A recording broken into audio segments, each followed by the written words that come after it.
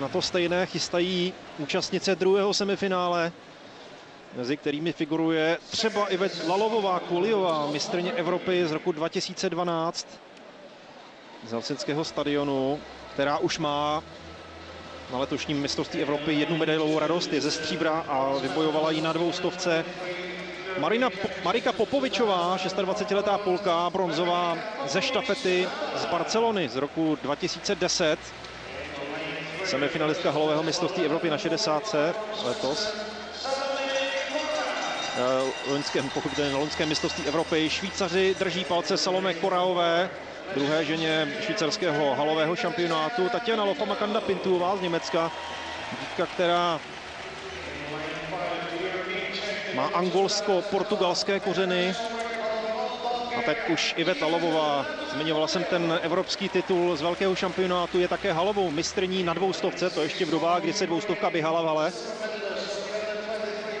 Letos startovala i na mítínzích Diamantové ligy v Oslu, skončila třetí právě na 200metrovém sprintu. Natalia Pogrebňaková byla pátá ve finále 200 tady v Amsterdamu, závodnice klubu Dynamo Charkov a vítězka policejního šampionátu. Dorcas Bazolová z Portugalska, původně rodačka z Konga, která přijela portugalské občanství letos v květnu a bylo jí povoleno startovat v barvách její nové země. Gloria Huperová, to je rodačka z města Verona, její rodiče přišli do Itálie z Ghany, a ještě Jennifer Galézová, třetí z mistrovství Evropy juniorek z roku 2011, nebo čtvrtá žena mistrovství Evropy týmu z roku 2014. Letos běhaly nejrychlejší časy, stejné časy zaběhly Ivet Lalovová-Kuliová 11:11 a stejný čas zaběhla také Natalia Pogrebňaková, ukrajinská naděje.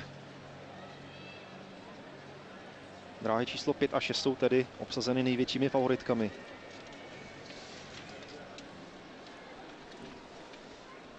Iveta Lalovové drží v hledišti palce její manžel, bývalý vynikající italský sprinter Simone Collio.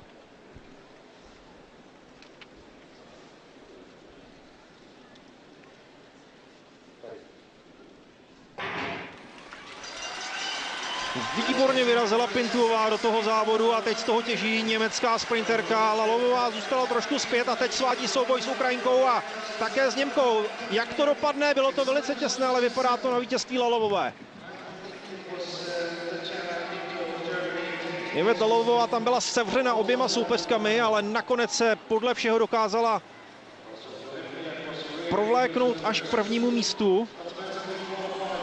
Čas vítězné sprinterky neoficiálně 11:27.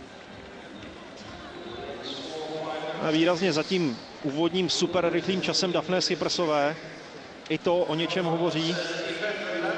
Ano, Lalovová-Kuliová je první 11:26, ale za ní to bylo velmi těsné. Byl tam souboj Pogrebňakové a Pintuové. Pintuová ho nakonec vyhrála, je o 1 setinku pomalejší než Lalovová a patří druhá příčka a má jistotu finále. Pogrebňaková stejný čas, ale o tisíciny pomalejší než reprezentantka Německa.